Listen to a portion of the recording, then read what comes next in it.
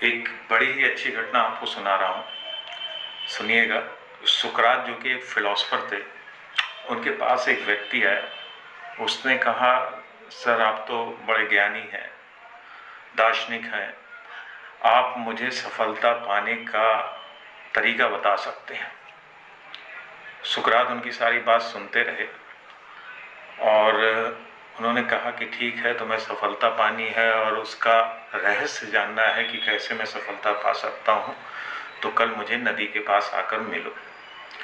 वो व्यक्ति भी बड़ा उत्सुक हो गया कि मुझे सफलता का रहस्य मालूम हो जाएगा। पहुँच गया सुबह, सुकरात भी थे। उन्होंने कहा कि ऐसा करो अब कि तुम इस नदी की गहराई माप कराओ, इसके अंदर उतर कर। उसने वैसा ही किया, थोड़ा आगे तक गया, जब तक उसका पानी का सतह उसके नाक तक नहीं आ गया तब तक वो आगे बढ़ता रहा। पीछे से सुकरात आए, उन्होंने उसकी गर्दन पकड़ी और कस के पानी के अंदर डुबो दिया उसको। अब वो व्यक्ति छटपटाने लगा, बहुत देर छटपटाने लगा। कुछ देर बाद सुकरात ने उसको छोड़ दिया। वो बाहर आया, बहुत तेज तेज सांस लेने लगा। सांस लेने के बाद कुछ उसको राहत हुई, बाहर निकल के आया तो सुकरात ने उससे प्रश्न किया कि जिस समय तुम पानी के अंदर थे, मैंने तुम्हारी गर्दन दबोच रखी थी, उस समय तुम्हें सबसे ज्यादा किस चीज की जरूरत थी? उसने उत्तर में कहा कि मुझे सांसों की जरूरत थी।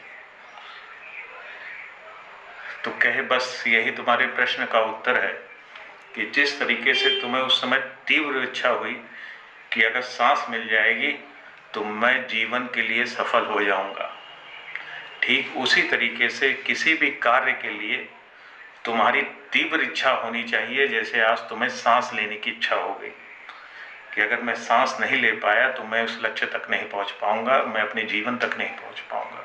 उसी तरीके से आपके लक्ष्य के लिए भी आप उस सांस की तरह आपके अंदर चेतना होनी चाहिए कि मुझे उस लक्ष्य को पाना है। वो तीव्र इच्छा होनी चाहिए सांस पाने के लिए। कहने का तात्पर्य है कि आपके अंदर बिल्कुल ऐसी तीव्र इच्छा जैसे जीवन ही खत्म सा हो जाएगा, मुझे ये पा लेना है। लेकिन साथ साथ में एक ट्रू फेथ के साथ, कहने का तात्पर्य है कि आपका मन एकदम शुद्ध होना चाहिए कि मुझे पाना है और अगर ये नहीं मिला तो क्या होगा, मुझे हर हाल में इसको हासिल करना है, तभी आप उस लक्ष्य तक पहुंच पाएंगे। सुकरात का तात्पर्य यही था कि जैसे जीवन के लिए सांस जरूरी है, वैसे लक्ष्य के लिए आपके अंदर तीव्र इच्छा जरूरी है।